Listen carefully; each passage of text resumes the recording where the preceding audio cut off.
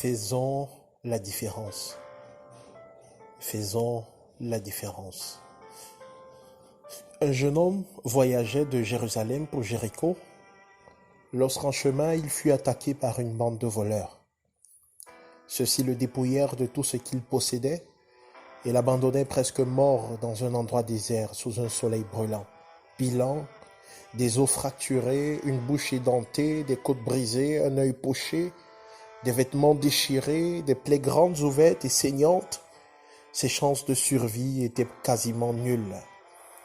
Il passa la nuit sur la route dans l'attente d'un homme pour le secourir. Inanimé, il avait perdu beaucoup de sang. Toute la nuit, il avait attendu d'être sauvé. Et voici qu'il eut la grâce le lendemain de voir des hommes qui passaient par là l'un après l'autre. Le premier fut un scribe ou encore un évêque. Puis quelques heures plus tard, un diacre, un servant de messe. Quel privilège! Quelle grâce! Deux fidèles croyants, que dire? Deux hommes de Dieu, pouvait-il penser. Malheureusement, l'un après l'autre, ils passèrent près de lui, sans faire aucun cas de sa présence. Indifférents à ses douleurs, ils le dépassèrent et s'en allèrent. Pourquoi? Avait-il peur d'être agressé à leur tour? Personne ne le saura jamais. La vérité que nous rapporte l'histoire de Luc au chapitre 10 dans la parabole du bon samaritain, c'est que l'histoire a enregistré leur indifférence. Oh, l'indifférence, cet état de tiédeur, de froideur, de celui qui n'éprouve ni douleur ni crainte devant le malheur, les peines et les souffrances d'autrui. L'indifférence, elle est juste là. Tout près de nous, de vous, il suffit de vous retourner un peu et de regarder sur les murs de votre maison, dans votre quartier, dans votre ville, dans les bars, les boîtes de nuit, les restaurants, près de votre lieu de service, et vous la verrez, l'indifférence. Et oui, cher ami, combien de plats de nourriture vont à la poubelle chaque jour dans nos maisons, alors que tout près de nous, il y en a qui dorment n'ayant rien mangé. Combien de mètres cubes d'eau sont gaspillés? Pourtant, pas très loin de nous, ils sont nombreux qui meurent de choléra parce que n'ayant pas accès à de l'eau potable. Combien de milliers de francs CFA dépensons-nous chaque jour dans les bars, les boîtes de nuit, la mode éphémère, tandis que d'autres meurent dans les hôpitaux faute de soins?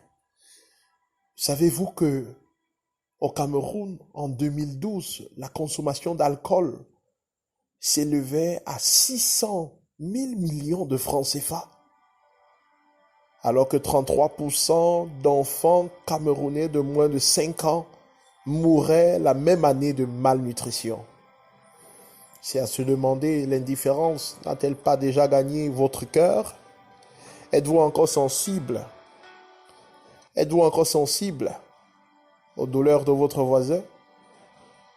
Êtes-vous encore sensible à la souffrance de votre prochain? L'indifférence. Gilbert Bécaud, musicien français repris par les prêtres, a chanté, je le cite, « L'indifférence est ce qui détruit le monde. Elle a rompu et corrompu même l'enfance. Un homme marche, tombe et crève dans la rue, une rue bondée de monde. Eh bien, personne ne l'a vu. L'indifférence, elle tue à petits coups. » Fin de citation. Oh, dans notre monde d'aujourd'hui, 21e siècle, un homme peut marcher dans une rue bondée de monde et tomber. Et la réaction de la foule qui l'entoure sera de prendre un Android, sortir son téléphone et le filmer au lieu de lui venir en aide. Combien ce monde est devenu froid et indifférent. Nous sommes devenus tellement indifférents qu'au lieu de venir en aide aux personnes qui nous entourent, nous trouvons une multitude de raisons de ne pas lui venir en aide. S'il est malade, c'est qu'il a péché, Dieu l'a puni. S'il a faim, c'est apparemment qu'il est paresseux.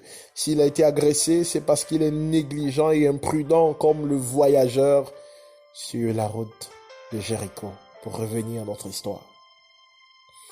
Il était là couché à demi-mort. Le voyageur était au bord du désespoir. Mais gloire à Dieu que cette histoire n'aura pas une fin tragique et triste. À la suite de l'évêque et du diacre, vint à passer un Samaritain. Pour la petite histoire, les Samaritains étaient les demi-frères des Juifs.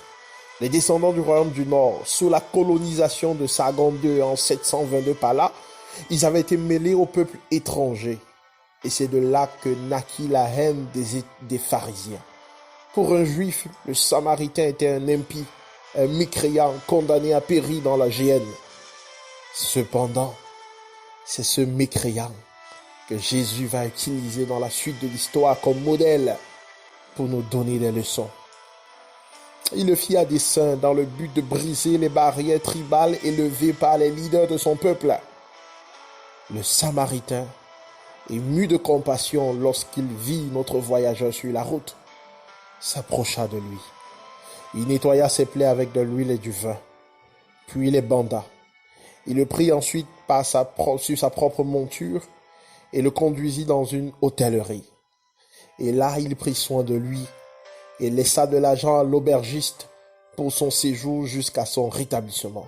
Écoutez, cher ami, le Samaritain lui apporta secours sans tenir compte de sa race, encore moins de sa tribu ou de sa langue maternelle, ni des fautes et des péchés dont il avait été coupable. Il lui vint en aide. Et puis Jésus clôture cette histoire de Luc 10 par un appel vibrant qui retentit encore aujourd'hui et s'adresse à toi, fils ou fille d'Adam.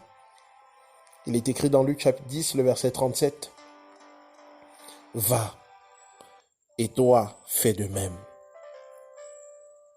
Va, et toi fais de même. Luc chapitre 10, le verset 37. Va, et toi fais de même. Face à l'indifférence du monde, Dieu nous appelle à faire la différence.